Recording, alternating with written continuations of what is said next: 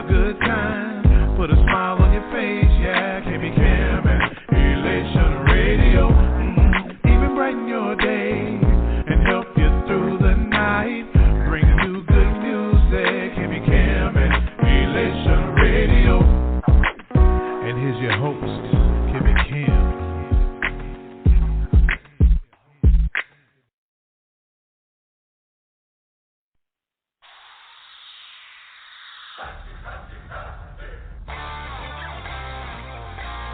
You're so amazing. Yeah. You're so amazing. Yeah. You're so amazing.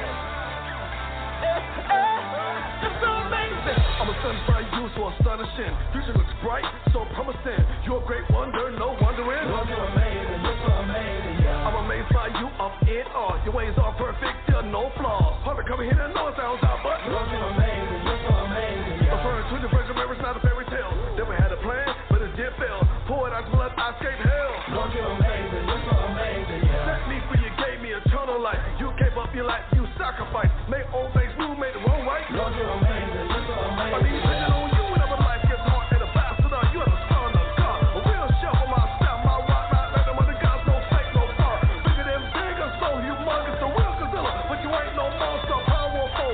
All sufficient, never four times you already existed.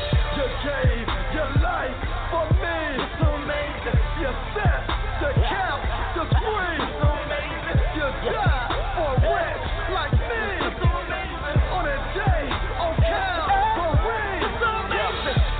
My God is amazing. Look at the grace that I lay up in. Look at the name we entangle with. Look at the flame is lit. You cannot shame a kid. On mission, you know it's every day. And we count the cost, that's a major bank. Our sins on the cross, that's a heavy weight. Yeah, you made a way, now we tailor made. And he done met the man all I ever need. Spirit running through me like I'm on an IV. Now they see me shine bright like some high beams. And we dripping with the vision, cut the visine. And we blazing trails like it's game time. And we bring the heat like it's wave time. And he take the lead like it's game fine. And y'all be my set, so I bang mine. Praying that these young hitters really get it. Hope they know they got amazing, this is not a gimmick. Hope they know they like official, man, it's not a scrimmage. Hope they know that he is risen, you can come and get it. They say that they bout they green like they Kyrie. I say that I'm about my king like I'm Vladi. They say that they bout they green like they Kyrie. But I say that I'm about my king like I'm Vladi. Yeah. You gave your life for me. You're so amazing. You set the cap, the screen. You're so amazing. You died for a wretch like me. You're so amazing. On a day, on Calvary. You're so amazing. I remember when he saved me. I remember when he raised me. And I give him all the praise. Lord, you're amazing. You're so amazing. Yeah. I remember on the day that Jesus healed my baby. He's a healer. He's amazing. Lord, you're amazing. You're so amazing. Yeah. I can't gamble with a maybe.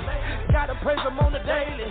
He'll never leave me, never forsake me. Lord, you're amazing. You're so amazing. Yeah. I think the world got it mixed up. Selling your soul for the big bucks. Gotta go to God, get it fixed up. Gotta go to God, get it fixed up. Your same low, get it picked up. New living water for your hiccups. Drinking new wine in the big cup. And I get it finished in the big truck. Take it to the hood, they know what's up.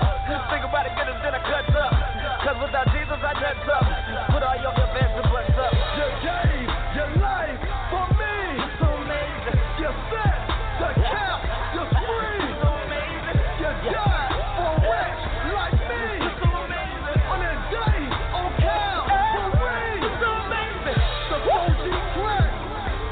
Feature my man, T-Way, K-Show, my main man, Jay Wills.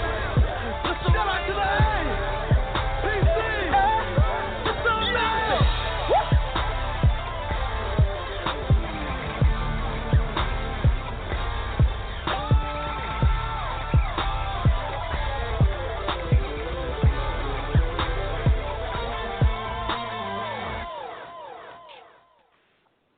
Hey, welcome back, everybody. Welcome back. Mr. Sedric.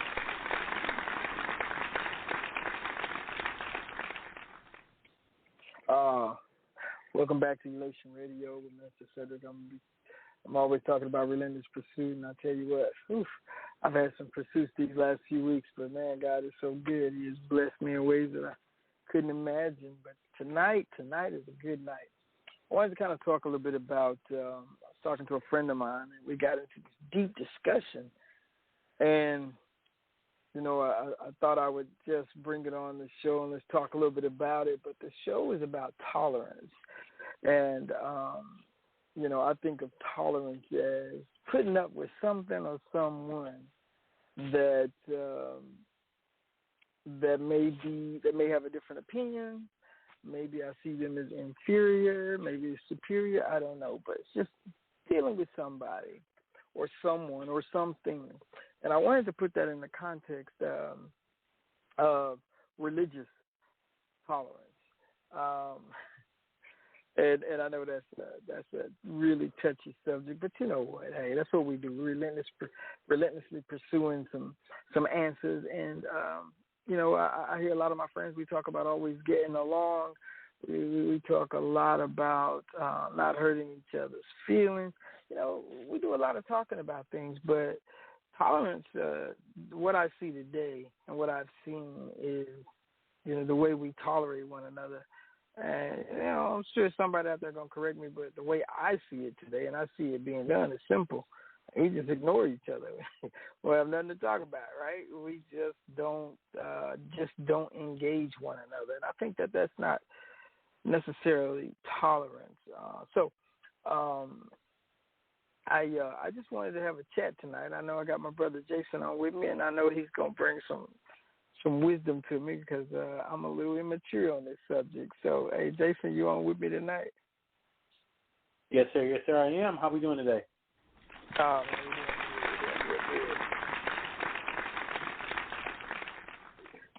Man, I wanted to introduce this subject again about tolerance, or in my context, I was thinking of religious tolerance, and I don't even know if I got the scripture in the right context, but I remember in Exodus 22:21, I believe, where it says, "Thou shalt not neither vex a stranger nor oppress him, for you were strangers in the land of Egypt." And I took that that text, because I think that a lot of times, I know for a fact, a lot of times I've heard a few times, I'm not going to say a lot, a few times I've heard sermons where the speaker or the preacher was using that, and he basically was pleading compassion, pleading for compassion about tolerance, and he basically, usually when I've heard it, then, again, they're pleading with the most powerful people to have compassion on the less powerful, or, if you're outnumbered, if you're the minority in something. So, but I took it to mean that this whole thing was based on like, I look at tolerance as a mutual identity where, let's say you're Buddhist, and you go to your temple to worship. I'm Christian. I go to my temple to worship. We see each other in the workplace. We may be friends. Though I may not have the same belief system as you have, I don't mind you going to worship your God or worship in your way. And so when I think of tolerance, those are the kinds of things I think about. Now, how about you? Now, Do you have a... Yeah. I was gonna say, like, as we dive into tolerance and we start focusing on, in the faith-filled world, in the Christian world, I think if you take a step back, I love the definition of tolerance you just gave. It's almost finding a common denominator, right? I think that's the basis of tolerance, because if I had to define tolerance, it is that I won't say accepting, but interacting with people and ideas that are contrary to your own. And not just interacting, but truly engaging, right? You said earlier, like, the way we tolerate each other is ignoring each other. And I wouldn't define that as tolerance. I would define that as avoidance, right? Tolerance to me is, to your point, you're a Buddhist in your Buddhist temple. I'm a Christian in my church, but yet and still we can sit, we can talk, we can have a conversation and interact with each other in spite of our different beliefs. And I think not just from a Christian perspective, just from a cultural perspective, I feel like that's maybe long gone.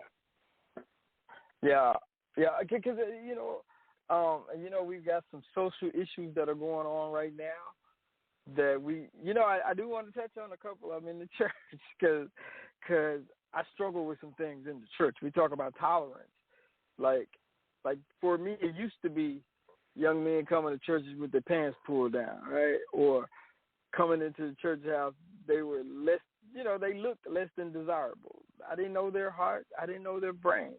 But I know what I saw, I was like, oh, no.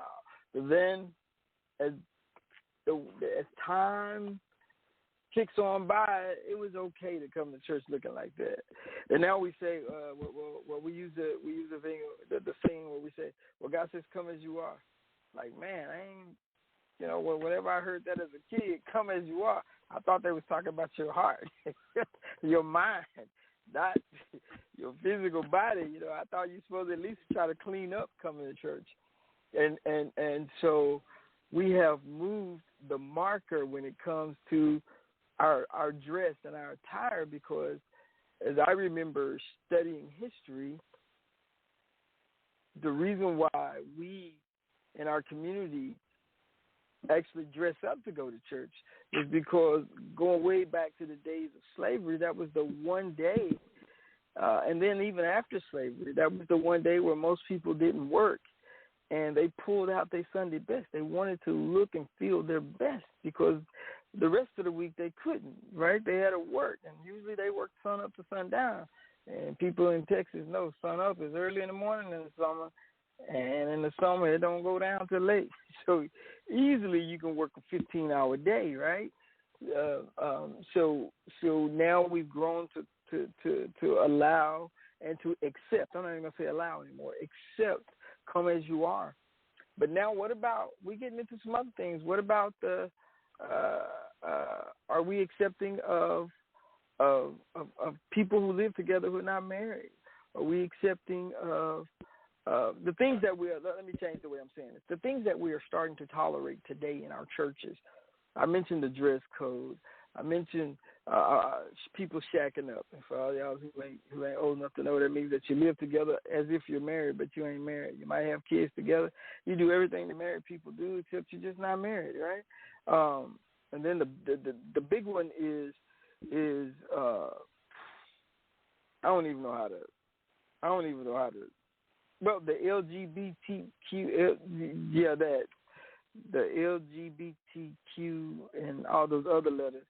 And I apologize, I don't mean to offend anybody. I just don't know all of them. The communities. And are we just tolerating these things? How is that going over in your church, Jason, if you've had any experience with it?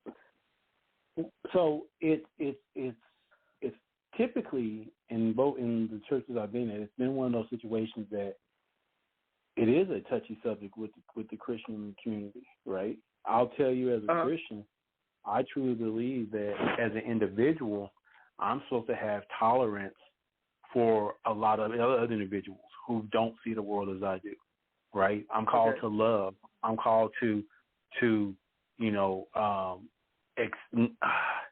I don't know if it's accept the right word, but I'm not condemning you because you live a life in what my belief system say is sinful. I'm not condemning you because you live a life that Christ is not the head and you're doing things that opposes him. I'm not condemning you for that. In fact, I'm loving on you. I'm embracing you. I'm walking with you, right? I'm not judging you because you happen to be engaging in a sin that's probably a little bit more visible than the sin that I'm engaged in, right? If we really truly read Scripture and commit ourselves to that, then tolerance should not be something that we do. It should be something that we are, right? Now, with that being said, I think when it comes to things that God has defined, that Christ has defined, that's where I think as a community we have to be more restrictive too, right? We don't have the ability to say, hey, this is okay, when God has said something different about it, right? So, and I think the challenge we have You know, and I'll say this not just in the Christian community, but just across the board is how do you balance those two, right? There's these beliefs that I hold very near and dear to my heart, but I know that my beliefs are good for me, and your beliefs may be good for you. How do I tolerate, and in the definition I gave earlier, where we can interact, where we can engage one another, and still feel like I'm not turning my back on my beliefs, and, you know, and it's difficult. But what I've seen in the church is it's almost inverse. The things that we should be tolerating, we're not, and the things that we shouldn't be tolerating, we are. And I think because of that, you've got a lot of confused people outside the church looking at the church talking about, you know, I don't know what y'all are. I don't know what y'all stand for.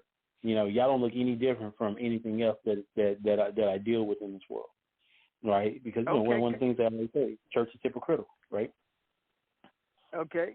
See, that's what I want to get to, because like I was saying before, like some of the things that that we have going on in our churches, you know, I think one of the number one things is racism. Then I think the number two thing in the church is sexism. Then as I go through my list, you know, I already mentioned homophobia, and now xenophobia and transphobia, you know, and we got 100 other things going on. And so I want to get into what you were talking about because I think that in the church, when we show intolerance toward people, because I like what you were about to say. I don't know if you were about to say this or when you said that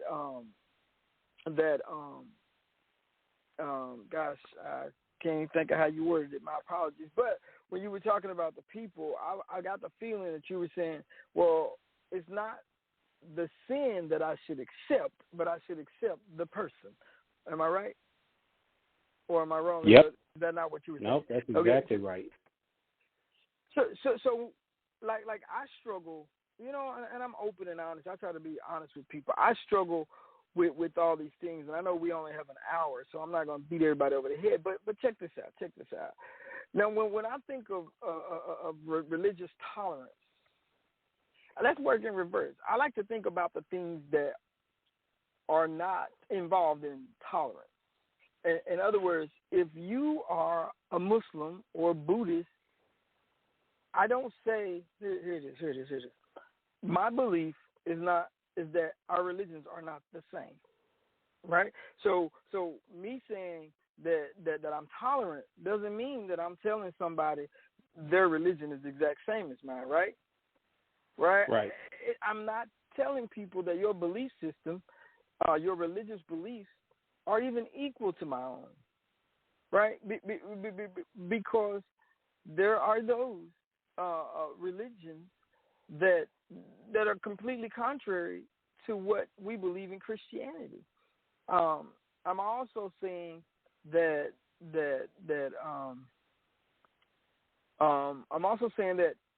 these beliefs that other people hold, I'm not saying that they are harmless to society, and what I mean by that is you know, the big thing about the Middle East, where we have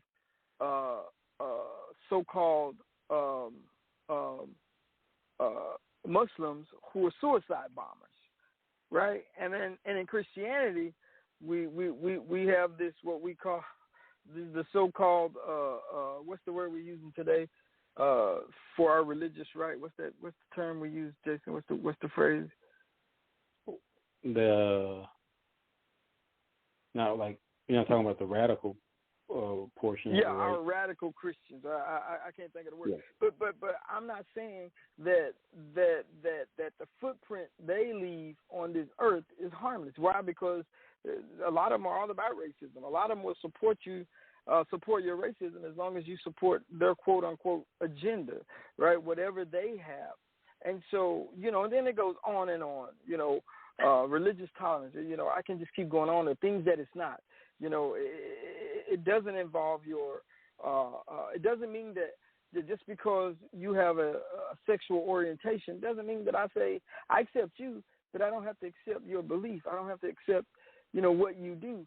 But again, religious tolerance tells me that it's the person, the heart that I'm interested in, right?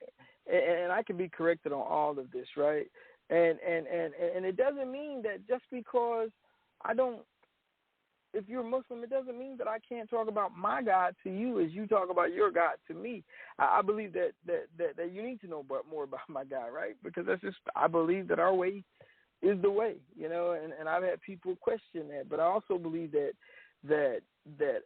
in order for us to coexist, I don't believe that I need to temper my religious practices so that I don't offend you in your lack of or your different practices. So I wanted to put that out there real quick because I know we're about to go somewhere deep with this.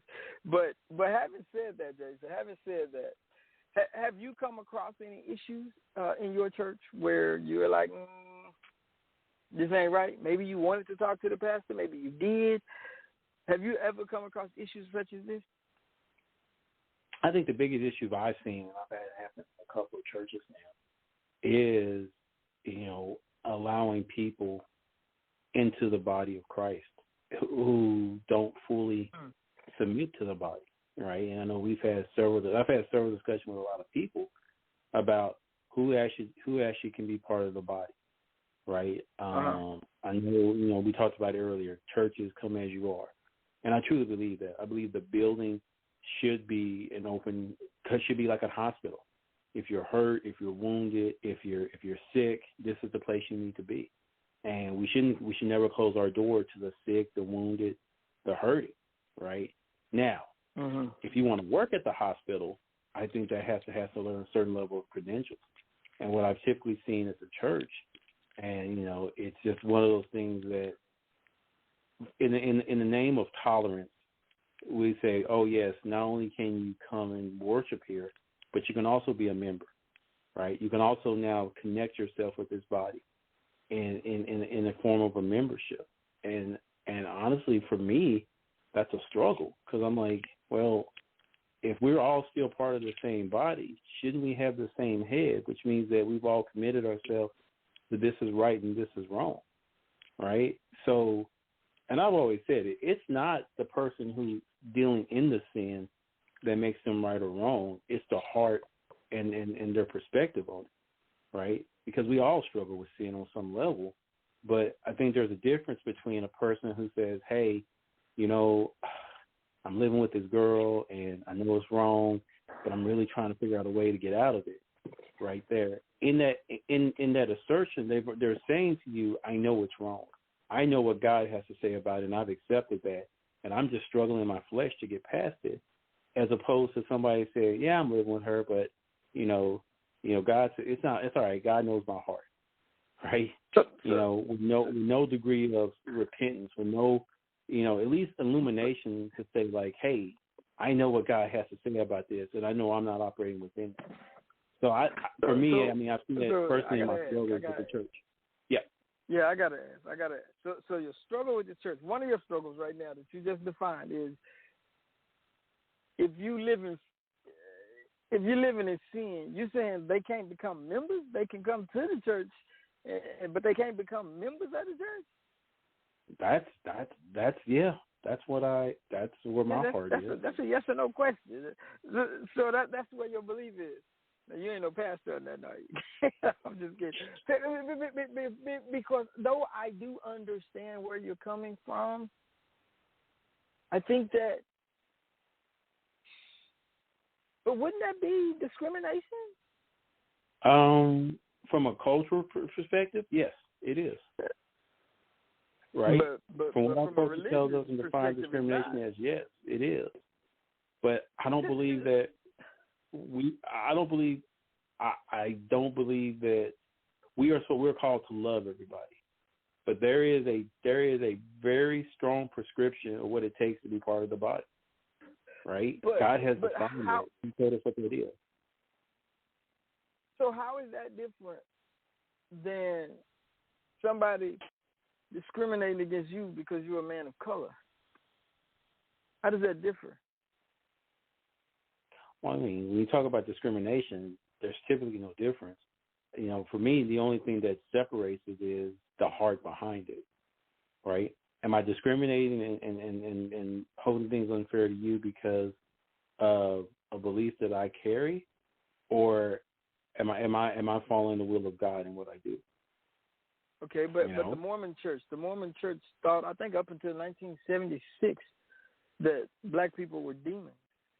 People of color were demons, and they couldn't even be a part of the church. The reason I bring that up is tolerance. What are we going to tolerate?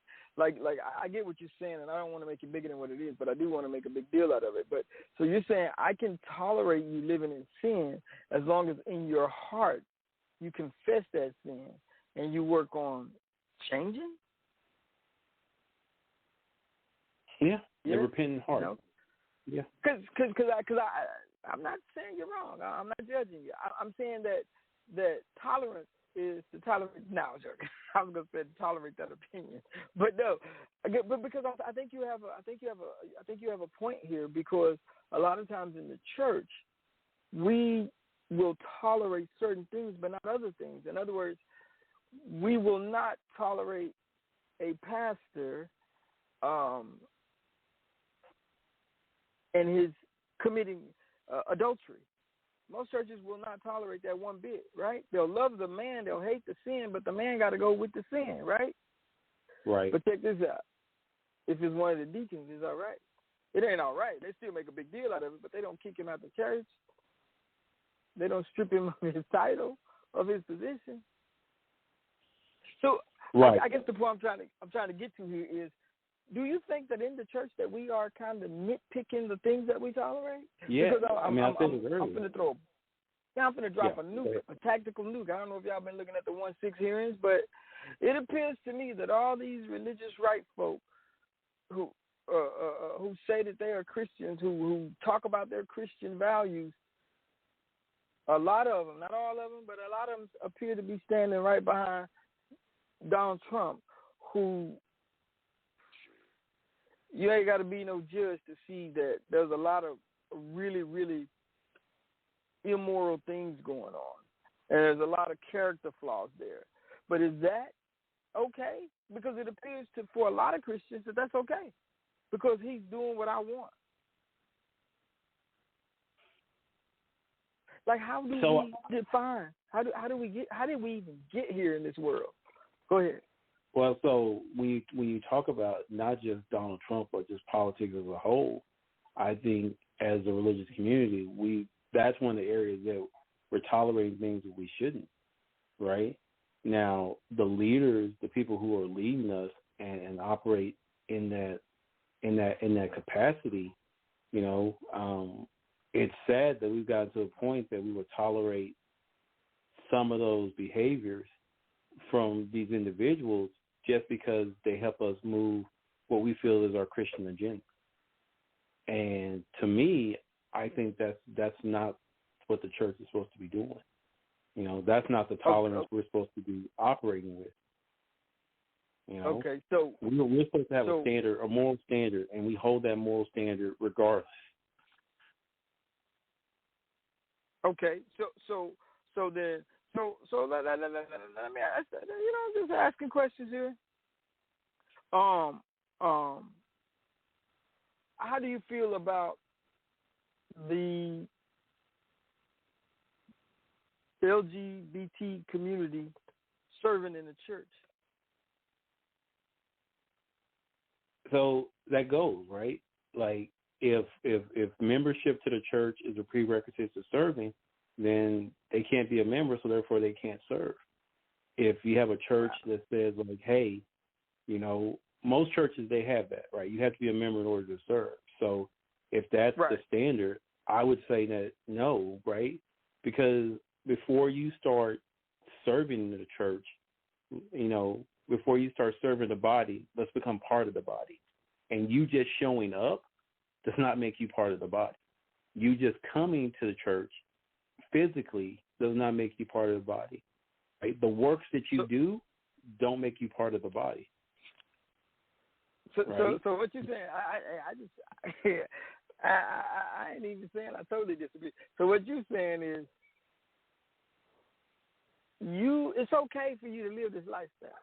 It's okay for you to come and visit the church. You can even pay your tithes and you can even give an offering.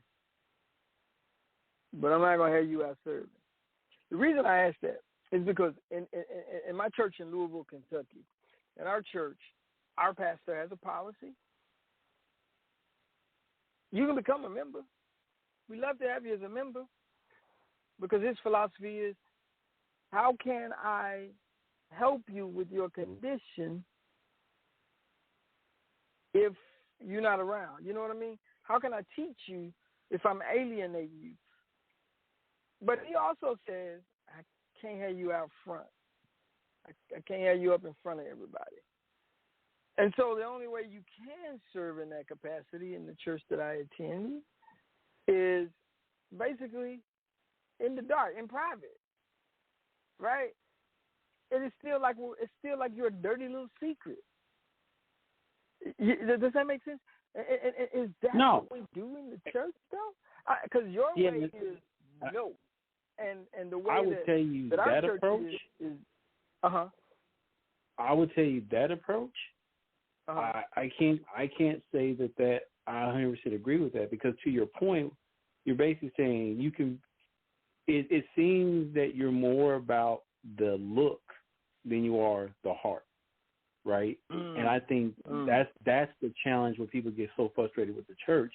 We seem to be more about the look and how we present ourselves than the heart of the people. Because to your point, pastor mess around, has a baby by another baby. We are all ready to throw the pastor out, call him every name up and down the thing, you know. Yeah. But that tech, he not only does he have 3 baby mamas, kids all the same age, he's living with the 4th one. But we're gonna be like, oh no, right? You know, because no one knows. He's not on the face. He's not on the front. And I think, you know, that's definitely a challenge. I want to go back to something you said, honestly. I think, you know, like if you want to give an offering to the church as something to say, hey, God, I'm going to give you this blessing, you know, I would never turn you away. But tithing, you know, is part of that membership thing. It's part of that desire. Right. And truly, if I had it my way, I wouldn't even accept your tithes if you're not a member of the body. Right? Because again, you're sending mixed messages. You can't be part of this body, right? You know, your lifestyle won't allow you to be part of the body, but I'm going to take your money. It's like, no, I'm not. So yeah, I think, and the thing about it, when I say we can't be part of a member, I don't mean that person should be alienated, because I believe the building of the church should always be about the community. Should always have openings to, like, you know, hey, we're doing this service for the family. Come out. You know, I don't care what religion you are. We just love the family and the family unit because God created it, and we want to do our best to try to help it grow. So even though that person may not be part of the body I don't think that should segregate them from any participation in what the church is doing, other than the things that are strictly for the members, for the people who are part of the body, right? But yeah, come to church with us, come break bread with us, come eat with us, come. You know. But then how do you? Okay, you basically what you're saying, you can come to functions, but your big stance is you won't be on the membership roll and you won't be serving out in front of the church. Because the reason I ask that is because we seem to, especially in the church, we're open to openly or closeted gay individuals, homosexual men. I mean, I ain't trying to be funny, but, you know, especially in the black church, when I was growing up, it seemed like every musician was a gay male. He was a closeted gay male most of the time. But his mannerisms gave him away, you know. But they were very well accepted. And I've gone to some huge churches, and that's been the case. I've always been conflicted personally, but at the same time, you see, I believe this. As a man, I can never really know your heart. So I'm going to get to the point I was going to make about myself. I'm a man, and I don't believe I can ever truly get to know your heart. I'm sorry. It just don't quite work like that. I can't. You know, you can tell me anything. You can seem repentant. you can seem repentant. You can seem like you're saying, no, I don't want to live like this no more, or I don't want to live like this, but everything about you, 2 months later, you say you don't want to live a specific type of lifestyle, let's just say same sex, but a couple of months later, you go get married to another man. Or you can say, I'm through fornicating, no more of these women, I'm no longer a player. A few months later, I got 4 women that come visit the church, one different woman every Sunday is visiting the church. I mean, so, like, you can tolerate that type of behavior, even though I tell you, no, man, how do you know? And I think when I talk about tolerance with the church, because I don't want to just stick on that one subject matter, but when I think of tolerance in the church, I think that again, even with the different religions, I think that if I lived in a community like where my daughter lives, huge community, very diverse community, Christians, Buddhists, and you talk to the people, you get to know, they'll openly tell you, Muslims, it's a melting pot when it comes to religion where she lives. And see, to me, religious tolerance is allowing these people to carry on with what they're doing without putting them down, without telling them how wrong they are. Am I wrong for what do you think about that sort of thinking? No, I think that's totally in line. Right. And now when you say carry on, you're talking about in the outside the body or within the body? I'm talking about they're carrying on with their church. They're doing church the way they do. Yeah. Oh, no. I think that's really what we're called to do, right? We're not. I think that's the approach we're called to make, because if people have free will, right? And that free will, God's given everybody, and we can never take that away from it. But just like God wants us to exercise that free will willingly to embrace and accept Him, that's what we have to do. So to try to freeze somebody out, keep somebody out, and create a negative approach to make people want to come to get to know God, that's not how we do things. We love them, right? We love on them. We walk with them. We let them carry their life on, and then we show them what a life in the light looks like, right? They look at us and they watch us and they watch us move and they watch us operate. They watch us move with peace and joy in the midst of all the things. And our life is our biggest testimony. We don't need to shut people out and start telling people you're doing wrong. If we live in our life the right way, that's going to be the biggest testimony. And that's going to have a lot more than the words that we say. Yeah, because again, as I go through life and as I meet people, I tell you what, I have met more Christians with mental health issues that I have ever met in my life, and I've been on. I'm a contractor and a consultant, so I work. I might interact with 10 different companies in a year, but I've never met so many people as I have Christians who have mental health issues, and it is a challenge. We talk about tolerance. There are some things that I believe God calls us to be tolerant to, and then there are some things I believe God calls us to address. And to me, when you address an issue, you're not saying, okay, let me give you, for instance, I was talking about mental health. Jason, if I got a problem, a mental health issue, and it's a deeply personal problem, but you see me acting out, you see when I'm off kilter, do you just say, oh, that's just who Brother Sedric is, and go on, or do you come and do you spend that time with me? Do you talk to me, as opposed to ignoring the fact that I have a problem? Basically, you won't confront me about my problem. And I'm not talking about it in a negative way. I'm talking about it in a very positive, reinforcing, reassuring way.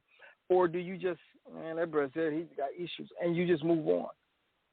You see, when I think of tolerance in our church. I think we do too much of the moving on. I think we do too much of the, that ain't really my business. I think we do too much of the, I'm not going to get involved because, this brother or sister might not want me involved. It's their personal business. And so some of the stuff that when I talk about tolerance, that's where I'm at. I hate being stuck in some of these issues. I just truly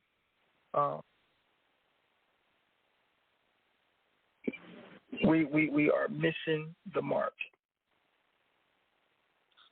Yeah, and so I think. Because it's like we accept. I hate to say anything, like because my big thing used to be, Jason, growing up. My big thing used to be, Mama, why I gotta wear a suit to church?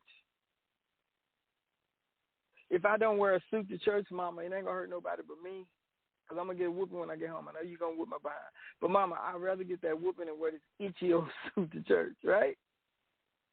Who does it affect? Now, it doesn't affect anybody but me, right? Maybe it irritates my mama because she's going to spank me when I get home, but it doesn't affect anybody. That sort of thing, great. But why do we tolerate the other stuff? I mean, the other stuff that affects everybody, like what we were talking about, the fornication, the alternative lifestyles. How I use the word tolerate. I say we tolerate these things. But what I'm really trying to say is, and the question I'm really trying to ask is, as we see individuals who come to our worship centers, our churches, and they have a slightly different view of what God wants or what Christianity is, if we don't welcome them in and we don't spend time with them, allow them to get to know the Christ in us as we get to know what they're doing, the Christ in them, I'll say it like that. And maybe one day, Jason, maybe you'll make that connection with somebody and that person realizes at that point that the lifestyle that they may be living, they may realize it, that it goes against the beliefs and the teachings of the church as a whole, and maybe they'll change their lifestyle. Right. See, to me, that's tolerance, allowing them to be. I personally don't think canceling membership is going to do anything. I think it's just going to further alienate them. I also don't think the way we do it helps very much either. You can help, but, you got to be out of sight. And you said something, Jason, that was funny to me, because you said when you look at it that way, I think you tend to worry about how it looks, right? Because here's for instance, if let's say we had a same-sex couple in the church. Let's say we got two of them. Let's say one of them is two men and one of them is two women. Both men, they look like football jocks. They act like men. There's nothing feminine about them, but they're a couple. And we got these two women. There's nothing manly about them. They're both feminine. They're just ladies. But Jason, that those two couples, I believe, would be accepted in 99% of our churches. Yep. If we know that they're a same-sex couple. But let them be the other. Let both men be very feminine, and let both women be very manly. We ain't trying to hear it, are we? See, I guess I'm just trying to figure out how we do this tolerance in our churches today. How are we doing it? And my own opinion is one such that I don't even want to say it like this, but I'm going to say it. I'm disgusted with the way we do church today sometimes. I really am. Like, and I think, just to go back to what you said, I think what happens is we tolerate. We were more tolerant of the perception than we are of the. I take that back.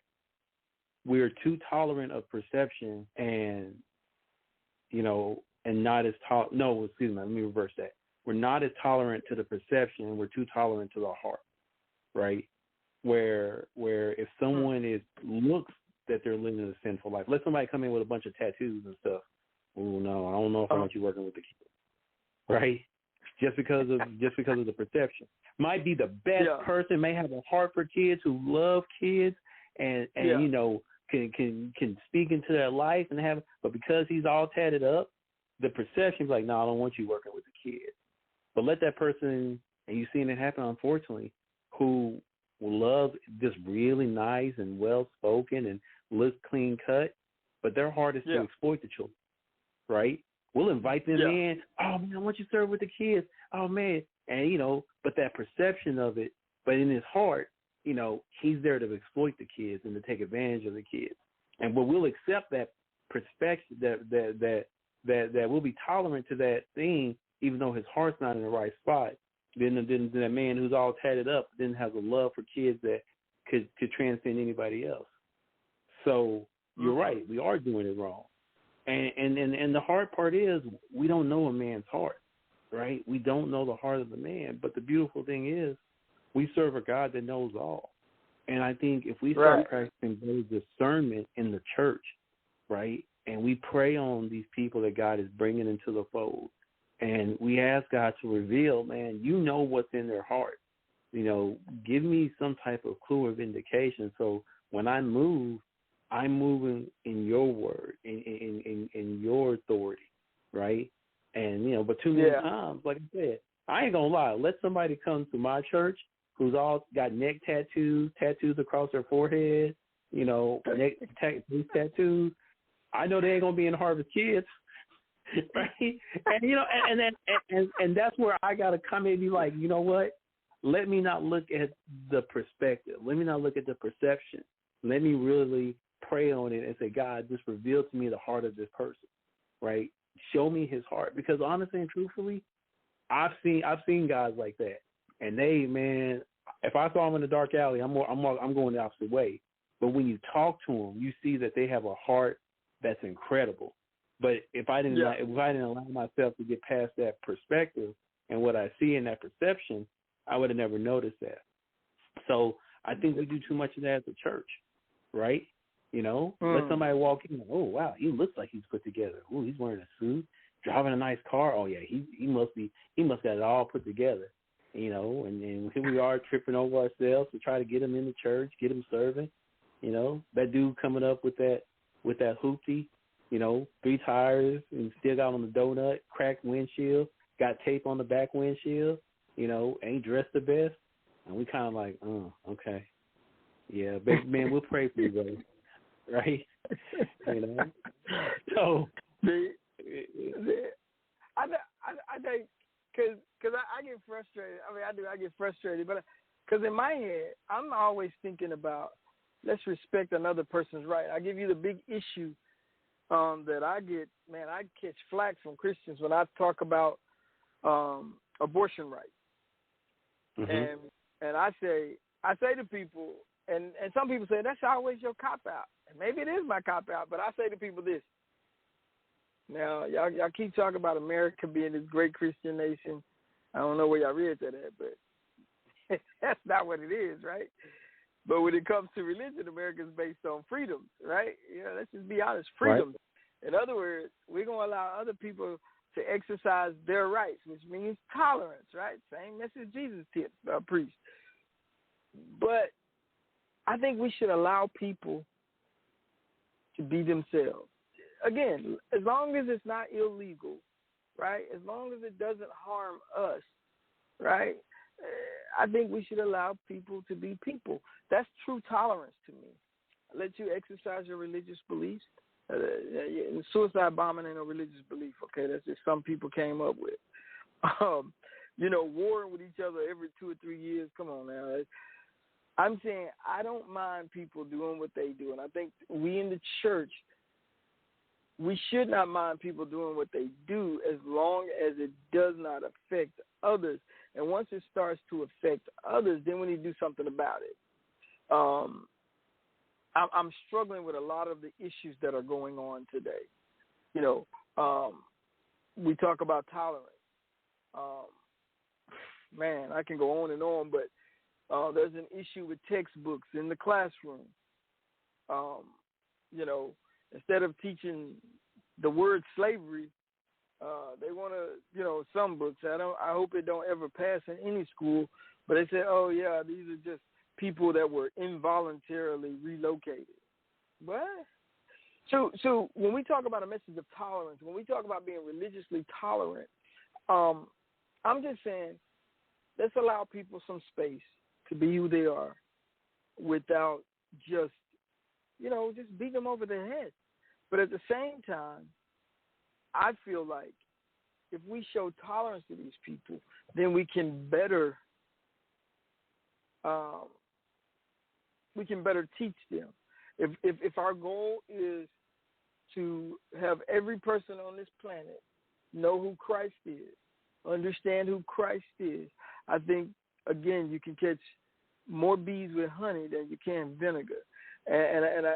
Now, I don't say we need to lie to people and sweet talk people. I think we need to allow them to see the God in us, in each of us, so that we can then forge a relationship, and then we don't have to worry about tolerance. We teach them that way that we want, like what you were saying earlier, Jason, about people not being able to be members of your church. I think that how am I trying? I'm just saying that I think that we'll get a lot more mileage out of God, I'll say it like that, than we would if we did it the other way. If we were just hard line, hard nosed, extremely strict, and never allowed this and never allowed that, we wouldn't make it. Because think about this. Now, back in the Old Testament, what was divorce? There was no such thing, was it? Right. And then we had the law, but nobody could keep the law perfectly, could they? Nope. And so what did God do? He made provisions for us, right? Well, look here, if your wife cheats on you, well, she commits adultery, you can divorce her. See what I'm saying? Right. And that's the same thing with religious tolerance. We have to be that way. There has to be room for error for us because we are all born into this sinful world. We're trying to live in it, and yet we're not of this sinful world, right? But we live in it. It's a cesspool. And so I think when it comes to religious tolerance, we really, me, number one included, really need to reshape the way that I view what religion is and my personal assertion of what other people should be doing. Does that make sense? Yep. Because I'm just saying, because I've seen it. It's run the gambit. Like some of the things I've had to counsel with people over is premarital sex, right? Oops, sorry, disclaimer. But premarital intercourse, right? That's a big deal, right? That's a big deal today, ain't it? Yeah. But guess what?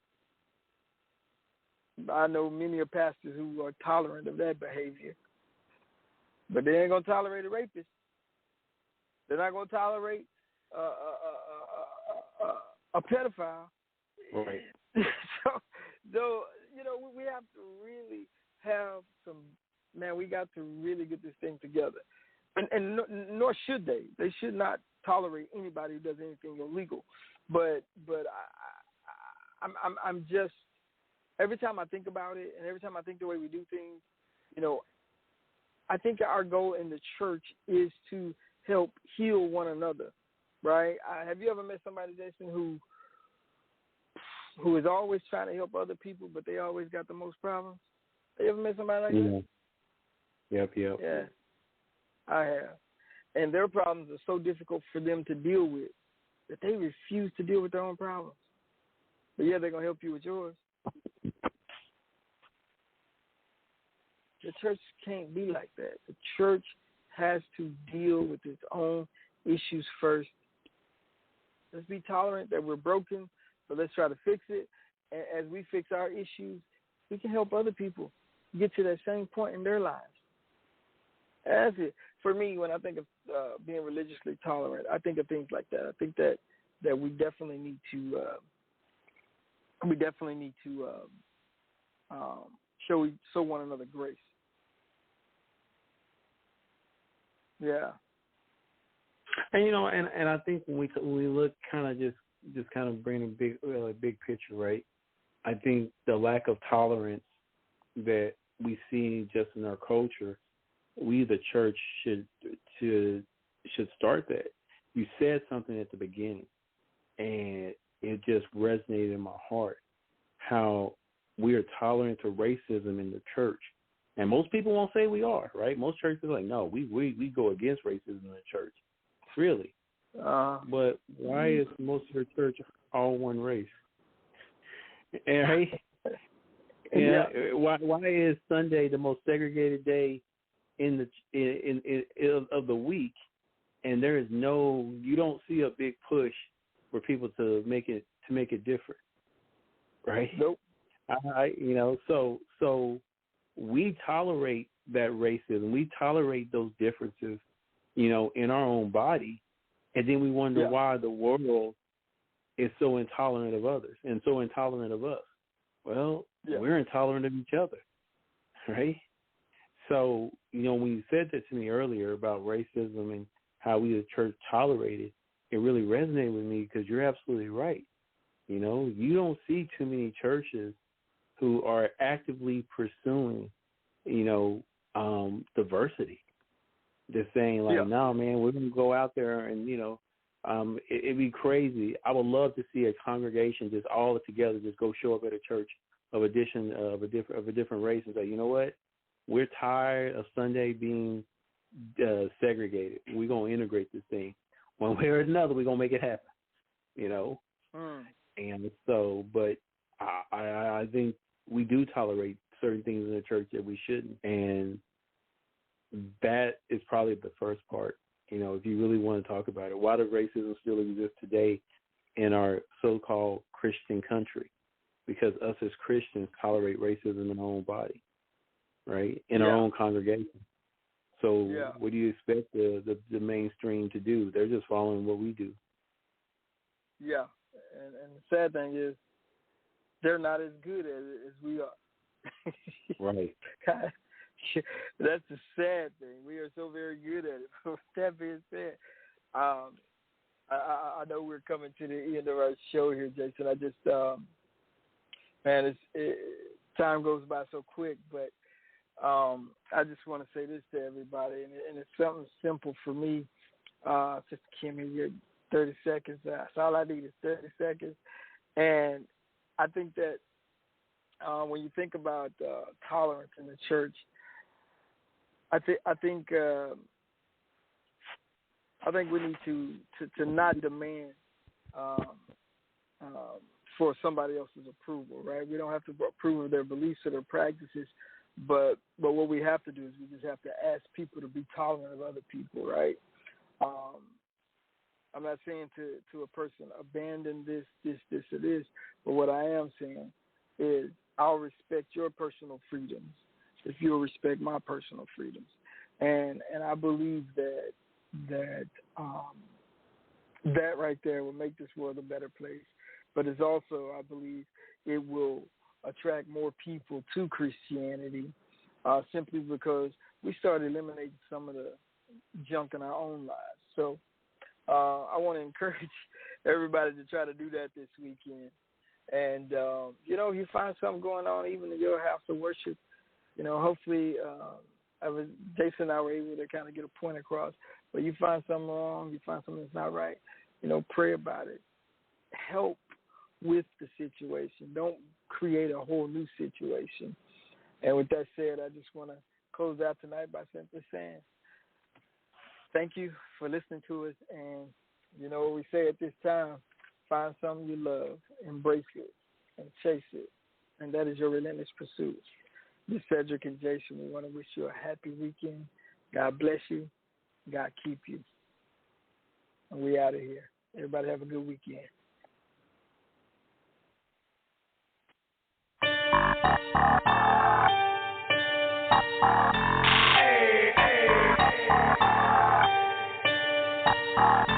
He's my roommate.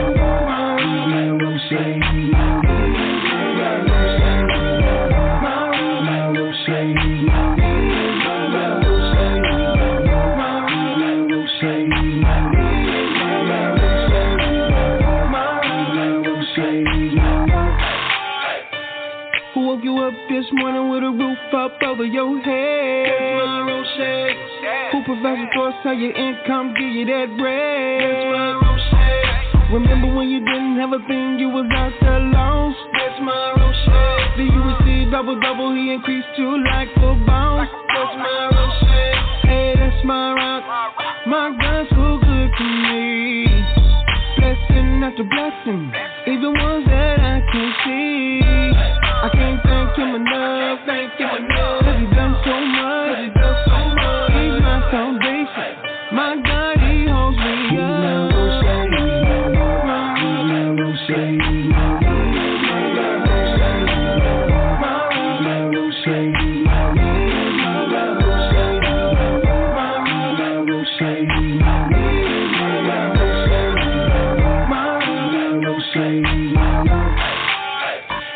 Roche, he's my rock. He's the reason I can't stop giving them praise until I drop. He took me from the bottom all the way to the top. That's why I tell the devil get back. Strapped with the word, click clack. And you ain't never gotta wonder what my faith said. I can do all things through Christ. Did you get that? Chase God, not money, that's true fact. I'm obese with belief, yeah, too fat. My foundation's too strong so it can't crack. I'm cool when life gets rocking, no ASAP. He laid down his life like a flow, man. That's why I go so hard and never go back. I'm never searching for a blessing at all, cause he's my rock when my back against the wall.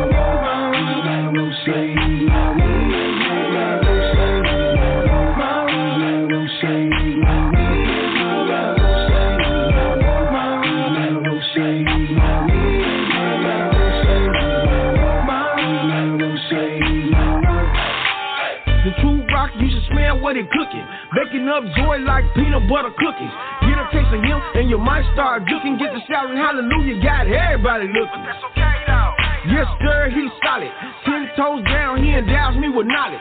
Provides strength when I'm weak in my body. I bounce back with a fight like Ali.